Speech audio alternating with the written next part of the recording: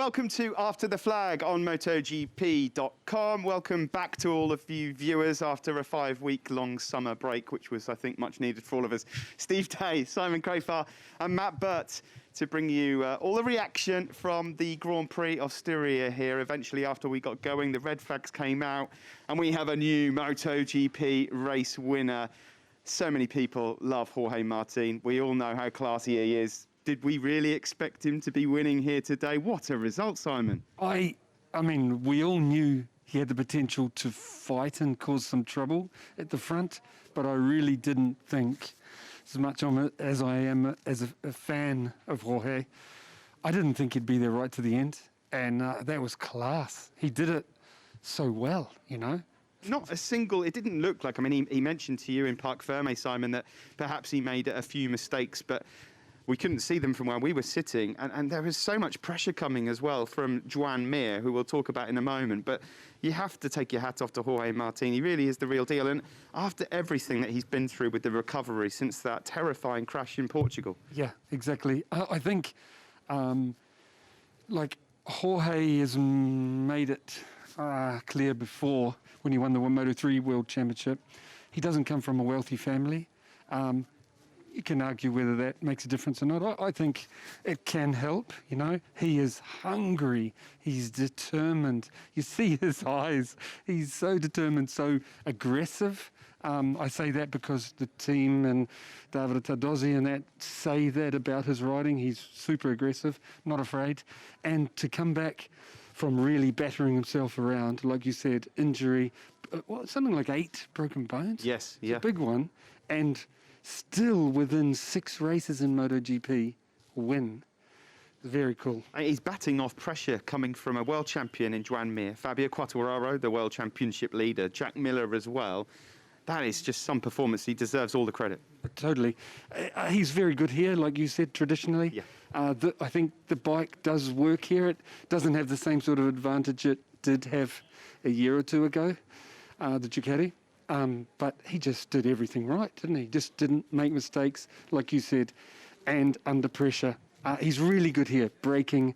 He's a smaller guy, you know, like someone like Petrucci it'd be difficult to pull off the same thing, even if he rode as well. But, yeah, magic. What a kid. He was joined on the podium here today by Joan Mir, the world champion, who finishes second. That's his best result of the season. And Fabio Quartararo third as well. That's a massive result for his championship. He's 40 ahead going into next week's race. Let's move on to Joan Mir. All weekend, Simon, since Suzuki rolled out that new rear squatting device, it looks like it's worked hugely in favour of Joan Mir. OK, he mentioned that he might be missing a couple of tenths, but you really do believe now that Joan Mir might be able to just sort of continue this form now going on to the rest of the season. A great weekend for him.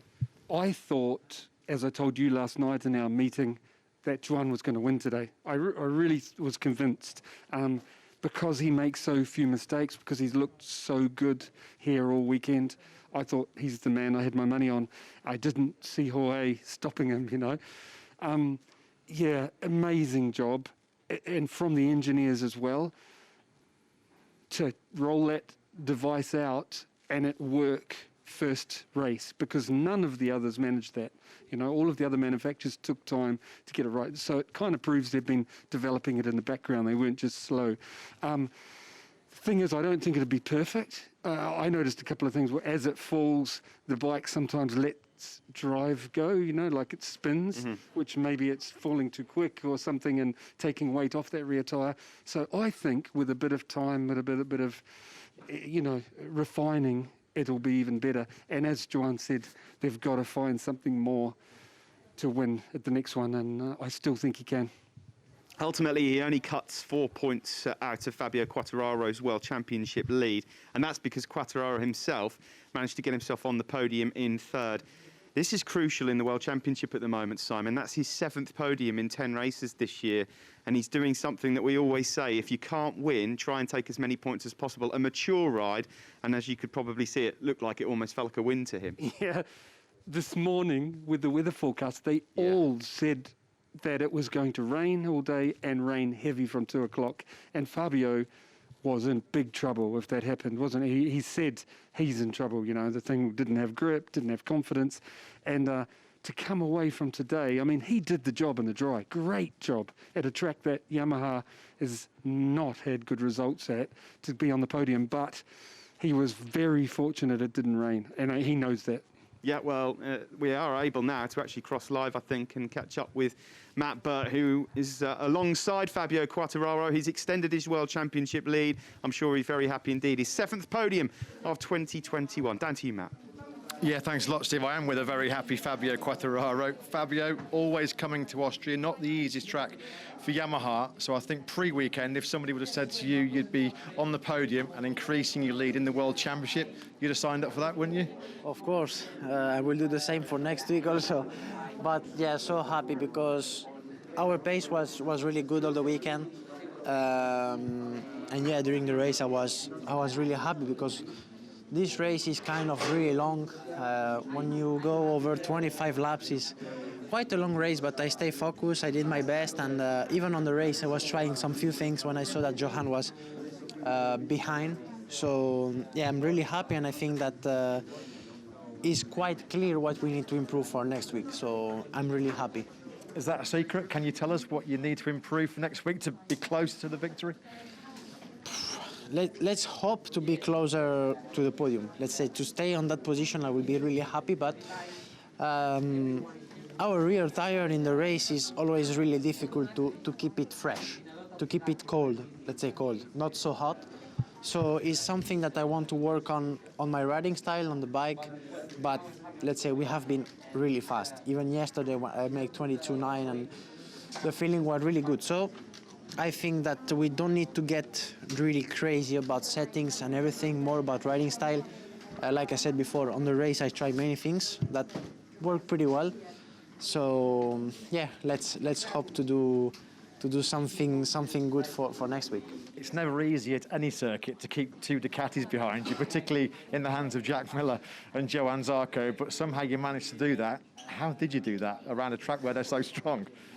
It's difficult. Joan is always super fast here, so he was already pulling away with Jorge. But for me, it's a track that I always struggle a little bit, and to have them both behind and hear them is like also overtake Jack in turn 3.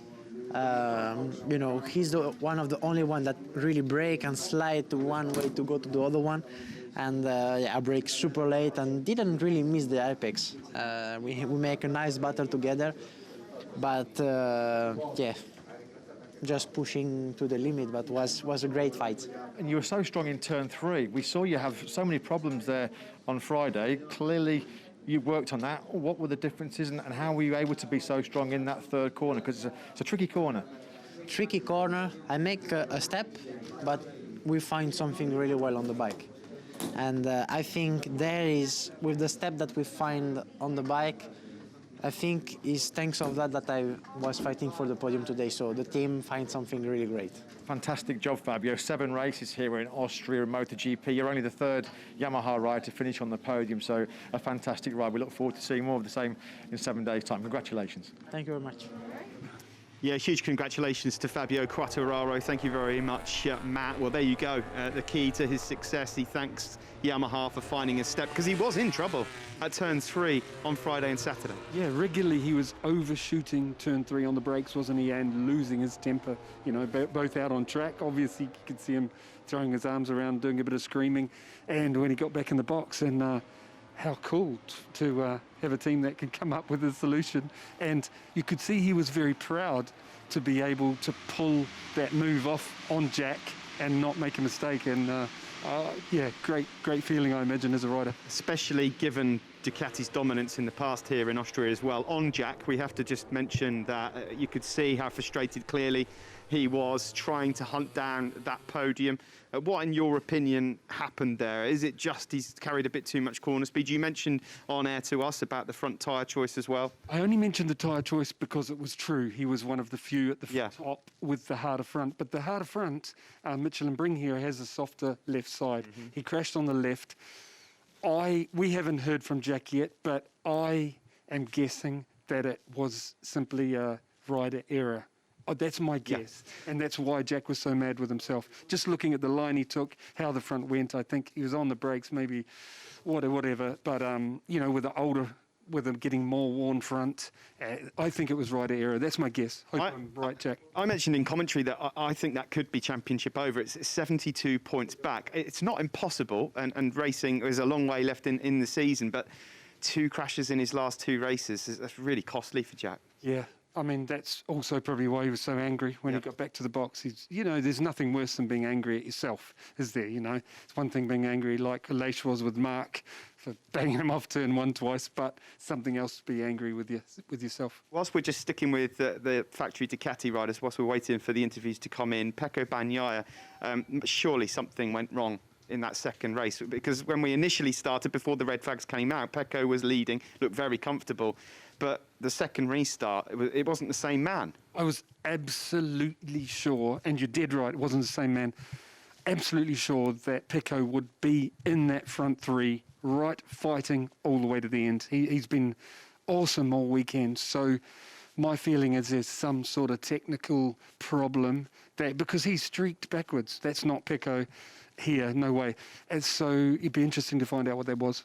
Well, we saw earlier on the emotion of Jorge Martin on the podium. It probably still hasn't sunk in just yet, but let's get his live reaction now. The race winner, he is a MotoGP winner. The Martinator then is with Matt Birt now, crossing over live to you, mate. Thanks a lot, Steve. Jorge, I'm so happy to say this. You are a MotoGP winner for the first time after an incredible weekend, pole position yesterday, and then taking the win in difficult circumstances after the red flag. Always hard to regain the focus and concentration, but how incredible does that feel to be a MotoGP winner? Well, it feels great. I mean, I can't believe it still, for sure. In this sport, everything goes so quickly, and I still didn't have the time to process everything. But yeah, today was a great race. In the first start, I felt super good. I wasn't so confident before the race, but in the first start, I saw that I had a good pace.